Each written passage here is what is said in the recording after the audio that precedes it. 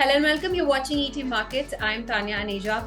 Well, markets continue to remain volatile this week due to a host of factors such as US Fed rate hike decision, monthly derivatives expiry, Q1 earnings, and much more. So, where are the markets headed in the near term? Which are the themes you should focus on at this point in time? To discuss this and much more, I'm going to be joined by a very special guest today. We have with us Mr. Sudip Bandyopadhyay, who is the Group Chairman at Inditrade Capital.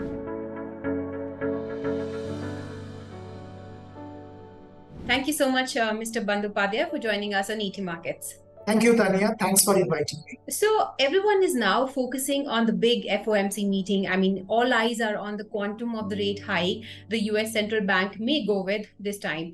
So a 75 basis point rate hike is what the market was looking at a few days ago. But given the inflationary pressure in the world's largest economy, 100 basis points rate hike cannot be ruled out. So what are your expectations and how do we react to that here in India? I mean, what are the implications of the rate hike for us here? Well, Tanya, I think you summed it up pretty correctly.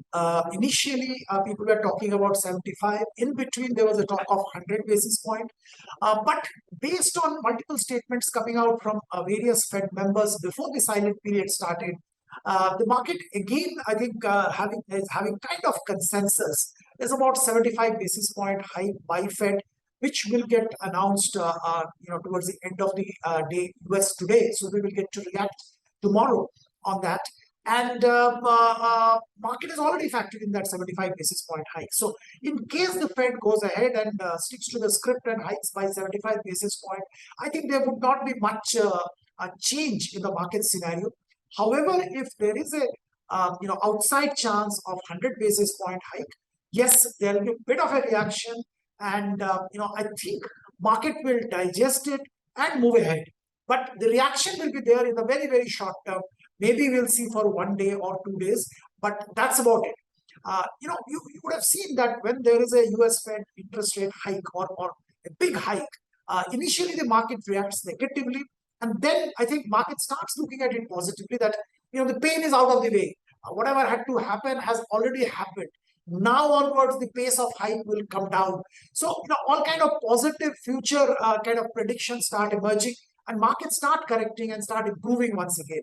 So I would say similar thing will play out. If 75 basis point, nothing changes. If 100 basis point US Fed hikes, then yes, we'll have some negative reaction in the initial few days maybe. And then market will again start stabilizing and focusing on other factors like corporate results, both in US and other parts of the world. The progress of the geopolitical challenges, particularly Russia-Ukraine war, and related commodity pricing pressures, etc. By and large, I think the entire capital market direction globally and also India consequently will depend in the medium term on the way the geopolitical issues evolve. That's our strong view.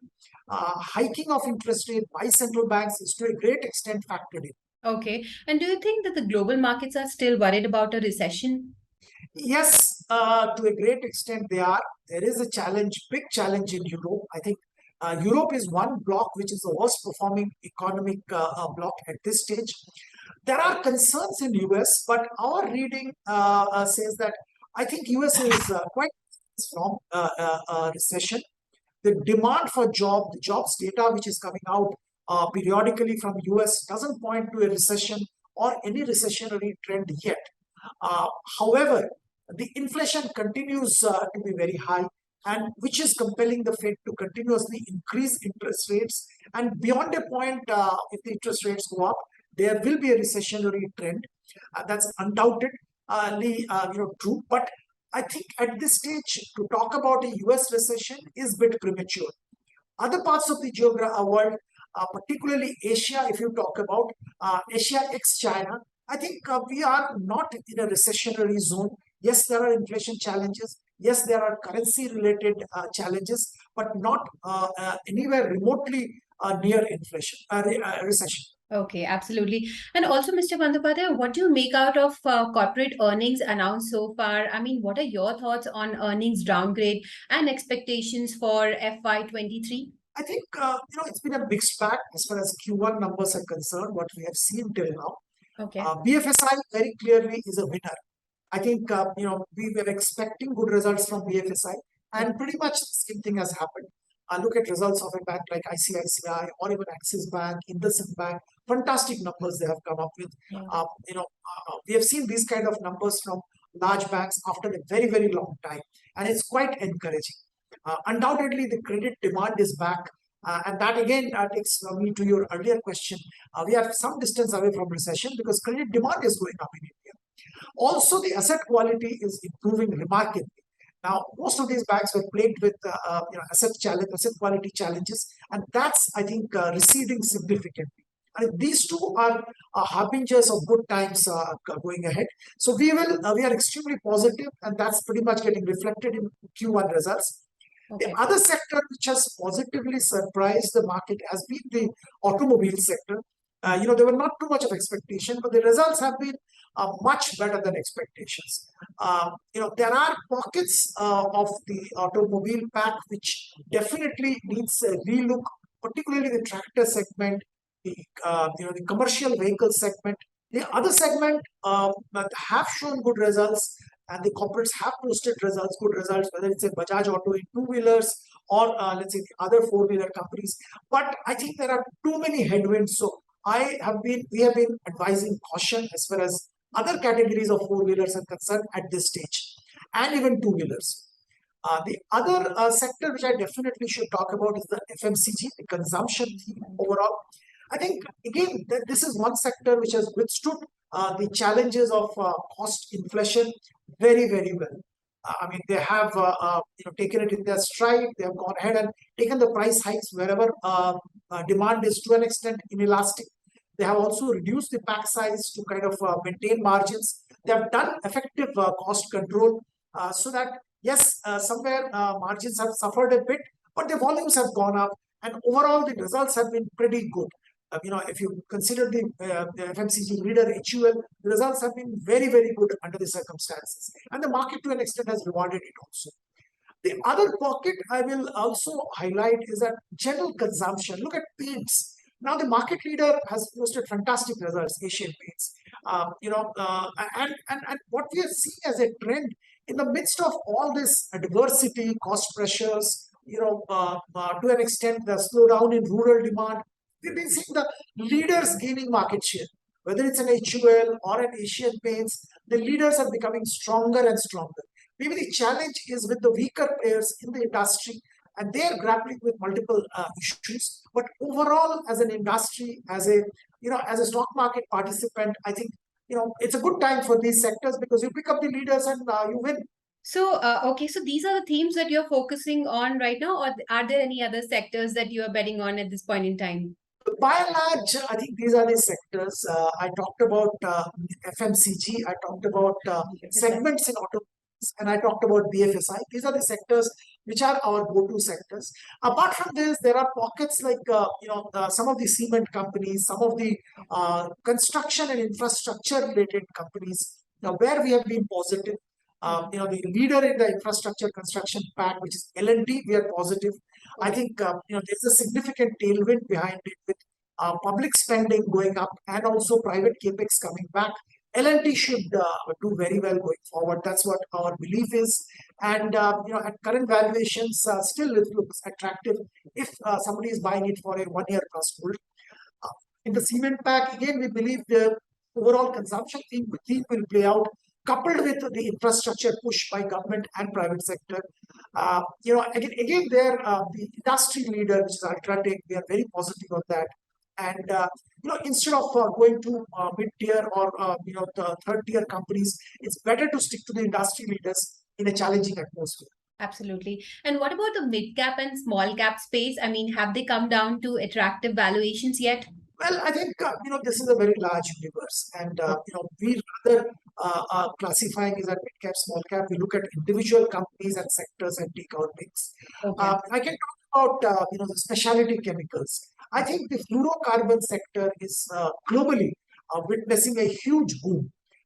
Chinese manufacturers, large manufacturers in China, if you read their commentary, they are flourishing with orders and order backlogs.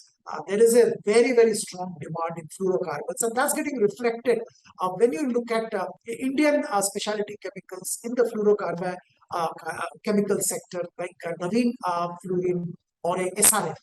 And now these are mid-cap companies, and one can look at buying this for long-term or medium-term. Similarly, there are tire companies. Let's say off-road tire company Balakrishna Industries looks pretty good at current stage. Auto ancillary is another sector we have been extremely bullish. Our thesis is that the automobile, particularly four-wheeler pack, will get destabilized to a great extent by the emergence of EV. Now, all the players are talking about getting into that segment, are trying to get their act together, but it's extremely uncertain who will be the winner, who will succeed, who will not. So to take a punt on Maruti or a Tata Motors at this stage, we are a little hesitant. Whereas look at the automobile component manufacturers. Now for them, EV is a great opportunity. Per car, EV car, the auto component percentage goes up. And some of our Indian auto component manufacturers are globally diversified with OEM linkages to large global automobile manufacturers who have their EV strategy very well stitched and in place. And remember, for them to tweak their manufacturing from an IC engine to EV is very, very easy. It's not like an automobile company which has to completely change everything when they move from IC to EV. So for automobile component companies, particularly, let's say Motherson Sumi, Bharat Forge, Minda Industries, I think you can take your pick. One of these frontline auto ancillary companies can be picked up for long term. Okay, all right. And now let's come to your market outlook. I mean, do you think all the negatives have been discounted by the market, or do you think there is still a possibility of another deep correction in rest of the calendar year? Well, we believe that the biggest factor, which I was alluding to earlier, is that the Ukraine-Russia war. Yeah. I think if this war stops at some point of time, I mean, it has to stop, but whenever it stops, I think you will see an immediate change in the texture and tenure of the market. Everything will become positive overnight. The commodity prices will start coming down. The risk-on mood will be back. Because remember, the money is there. The central banks world over have pumped a lot of money into the markets, into the economies. And that money is there. That money has not been taken out. What is being taken out by quantitative reverse of quantitative easing by US Fed and other regulators is only a small fraction. So money is there. It is just that the risk of mood because of multiple factors. The moment the basic reason for the risk of mood, which is the war and related challenges of the commodity prices, disappears, I think we'll see a sea change in the market texture. Okay. Remember inflation, which is what being talked about, and all these rate hikes and everything is related to inflation. Now, the simple source of inflation is supply side push. It is not the demand push this time.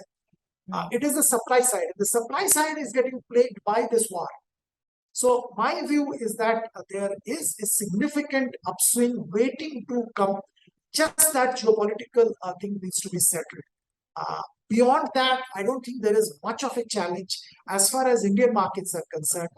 We are still the fastest growing economy in the world. God willing, will continue to grow at a decent pace, which is somewhere between, under the current circumstances, between 6 and 7%. If things improve, it will be significantly higher. So there is nothing much price correction which we have seen. I mean, from the peak level, I think 17-18% correction we did see. Some amount of recovery has also come now.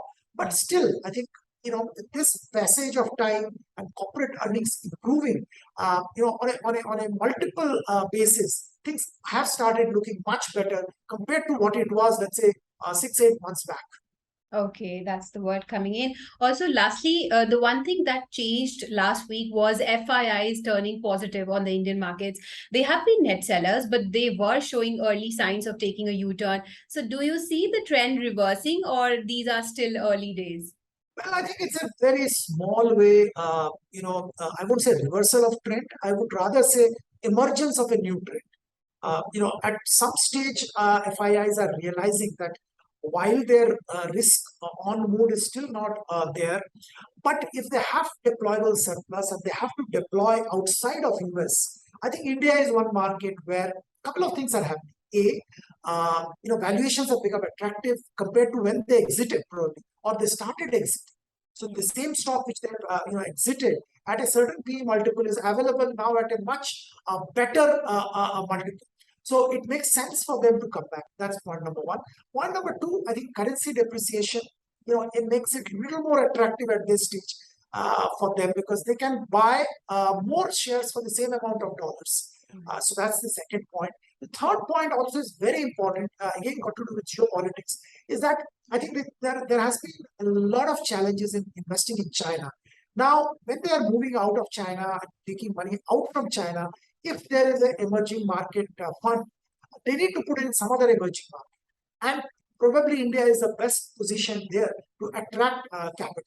So I think all these factors have started playing and they will continue to play. So I would rather say this is a new trend or a new new era which will emerge, which will be like specialty chemical, like other manufacturing, where we saw China +1 or China minus and India plus. For the FII point of view, that strategy will start getting played out. That is going to be very important for the next level of capital market growth in India.